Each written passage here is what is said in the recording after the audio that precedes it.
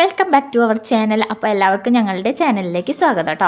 അപ്പോൾ ഞാനിന്നിവിടെ ഉണ്ടാക്കാൻ പോണത് നല്ല അടിപൊളി അടാറ് കുരുമുളകൊക്കെ ഇട്ട് വരട്ടി വെച്ചിട്ടുള്ള നല്ല കൂന്തൽ റോസ്റ്റാണ്. അപ്പോൾ അതെങ്ങനെ ഉണ്ടാക്കാൻ നമുക്ക് നോക്കിയാലോ.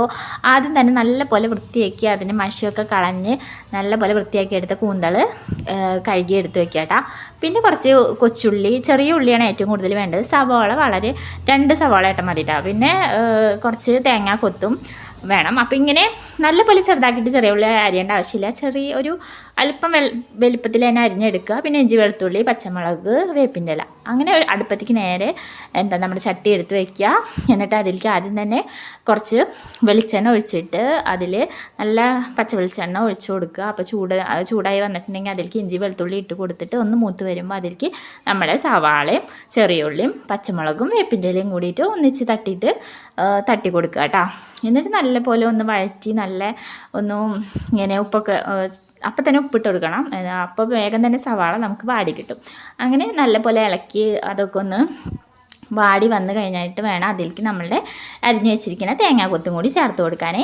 അപ്പോൾ നമ്മുടെ വീഡിയോസൊക്കെ ഇഷ്ടമാവുന്നുണ്ടെങ്കിൽ ഒന്ന് സബ്സ്ക്രൈബ് ചെയ്ത് സപ്പോർട്ട് ചെയ്യാൻ മറക്കരുത്. കുറേ നമ്മളുടെ റെസിപ്പി വീഡിയോസും പിന്നെ മീൻ പിടിക്കുന്ന വീഡിയോസും അങ്ങനെ കുറേ വീഡിയോസൊക്കെ നമ്മുടെ ചാനലിലുണ്ട് കേട്ടോ.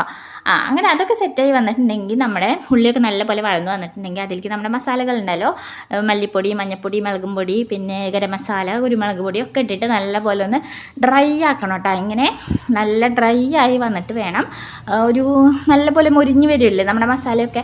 ആ സമയത്ത് നമ്മൾ അതിലേക്ക് 2 തക്കാളി അവിടെ എടുത്തിട്ടുള്ളത്. അധികം പുളി വേണ്ട. അപ്പോൾ 2 വലിയ തക്കാളി തന്നെ എടുത്തിട്ട് അരിഞ്ഞിട്ട് ചെറുതാക്കി അരിഞ്ഞിട്ട് അതിലേക്ക് തട്ടി കൊടുക്കുക. എന്നിട്ട് തത്തിപ്പൊത്തി വെച്ചിട്ട് അതൊന്ന് മൂടി വെച്ചിട്ട് നല്ല പോലെ തക്കാളിയൊക്കെ ഉടഞ്ഞ് നല്ല പേസ്റ്റ് രൂപം പോലെയാവും.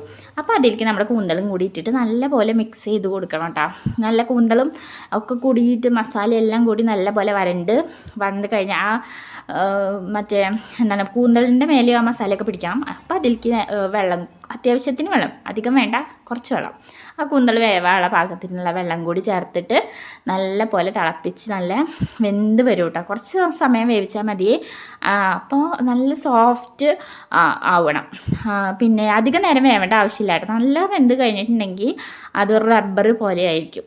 എന്നിട്ട് അതിൻ്റെ മേലെ കുറച്ച് പച്ച വെളിച്ചെണ്ണയും കൂടി ഒഴിച്ച് വേപ്പിൻ്റെ ഇലയും കൂടി ഇട്ടെടുത്ത് കഴിഞ്ഞിട്ട് നല്ല അടിപൊളി കൂന്തൽ റോസ്റ്റ് റെഡി ആയിട്ടോ. അപ്പോൾ അത്രേ ഉള്ളൂ. Okay, bye.